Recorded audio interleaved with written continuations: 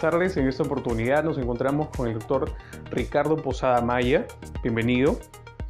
Él es doctor en Derecho por la Universidad de Salamanca, España, y es profesor y director del área penal de la Universidad de los Andes, Colombia. En esta oportunidad vamos a hacerte algunas preguntas relacionadas al cibercrimen, un ámbito que has tocado en tu trabajo, y una pequeña pregunta final sobre inteligencia artificial. La primera pregunta. Has hecho un trabajo sobre cibercrimen y su influencia en la teoría de la tipicidad. Y dentro de esto has hablado de la categoría de la acción, de la ciberacción, y la has caracterizado con términos como que es programable, automatizada, virtual y deslocalizada, es decir, que no tiene una ubicación física. Y mi pregunta tiene que ver cómo estas características de la ciberacción interactúan o afectan la aplicación especial de la norma penal, específicamente al principio de territorialidad, que es un principio que me parece guía mucho de los ordenamientos penales, al menos a nivel de Latinoamérica. Carlos, muchas gracias por tu invitación. En efecto, las reglas que rigen la aplicación de la ley en el espacio están diseñadas para delitos analógicos, por regla general. Es decir, que la regla general es el principio de territorialidad cuando se cometan, digamos, conductas en el territorio físico de un Estado. Luego vienen reglas de extraterritorialidad y reglas de jurisdicción universal o reglas que se derivan del principio de defensa.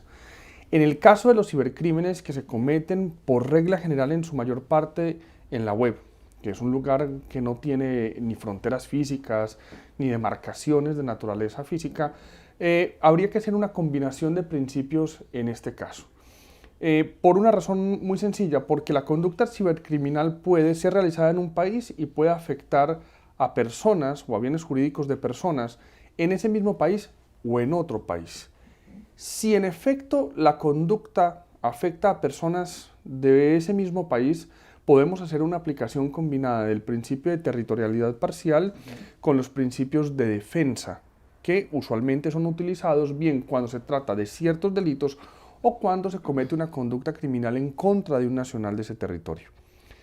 Y cuando se trate de personas afectadas en otros países, salvo que se aplique el principio o los principios de defensa por vía de los delitos especiales, por ejemplo, narcotráfico, lavado de activos o delitos contra la seguridad del Estado, etcétera, etcétera, pues también aplicaremos un principio de personalidad o de defensa pasiva para aplicar la ley del Estado en relación con esa persona que ha sido vulnerada. Allí operarían ya los mecanismos de cooperación internacional como la extradición o como la repatriación de personas. Entonces, habría que mirar en cada caso cómo hacemos para la aplicación específica de la ley en ese país. Una vez hemos determinado la aplicación de la ley en ese país, lo que tendríamos que mirar es la aplicación de las reglas de competencia procesal. Ahora, también señalaste de que esta ciberacción, con todas estas peculiaridades que describes en tu trabajo, y me interesa saber cómo, cuál es la directriz o el criterio que podríamos tener para marcar o para definir cuándo nos encontramos ante la ejecución de un delito un cibercrimen, un delito cibernético, para diferenciarlo de los actos preparatorios. ¿Hay algún tipo de directriz, de criterio que se tenga que seguir, dado la importancia o la vitalidad que tiene esto para la determinación de la pena, por una cuestión de proporcionalidad, para saber cuándo realmente estamos ante un acto que se debe punir o no? Bueno, digamos que en la determinación de las tipicidades en materia de cibercrimen hay que tener en cuenta varias cosas. La primera es que los ataques cibercriminales se componen usualmente por delitos fraccionados sucesivos en el tiempo, es decir, son una cadena de hechos criminales. Naturalmente, algunos de ellos serán actos preparatorios punibles de otros delitos. Y allí hay 12 institutos que juegan muy bien en la determinación de la clase de hecho punible aplicable en cada caso. El primero, como tú lo planteas, es naturalmente el tema de la tentativa y de la amplificación y la determinación de cuándo estamos ante un acto preparatorio y un acto ejecutivo. Desde mi punto de vista hay que seguir una teoría de naturaleza mixta, es decir, una naturaleza que corresponda al estudio de los elementos objetivos y a la finalidad del autor. de tal manera que en la tentativa siempre se mira lo que se quiere y hasta dónde ese acto ha llegado conforme a las estructuras de cada tipo concreto. Esto es un problema en el ámbito de los cibercrímenes porque usualmente cada uno de estos hechos puede llegar a tener infinidad de verbos rectores y desde luego algunos serán o implicarán que el tipo sea de resultado o de mera conducta. Eso significa que un mismo tipo penal puede tener distintas estructuras dogmáticas. Eso por una parte. El otro gran elemento o la otra gran institución que nos puede permitir este análisis es el del aparente concurso de leyes o de delitos en general como derivación del delito único. Como se trata de delitos en cadena, es muy posible encontrar una aplicación frecuente de los principios, por ejemplo, de subsidiariedad y consunción en la interpretación de los hechos. Por ejemplo, todo hurto por medios informáticos usualmente y por regla general supone siempre una transferencia no consentida de activos.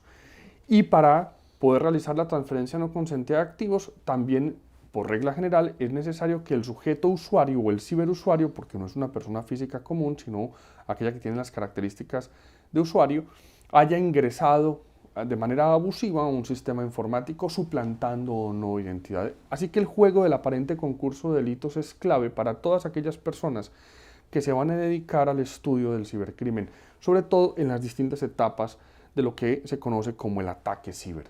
Y por último, para concluir, me gustaría saber cuál es tu opinión de los efectos o la incidencia que puede tener la inteligencia artificial en el trabajo de un despacho jurídico, de un estudio jurídico.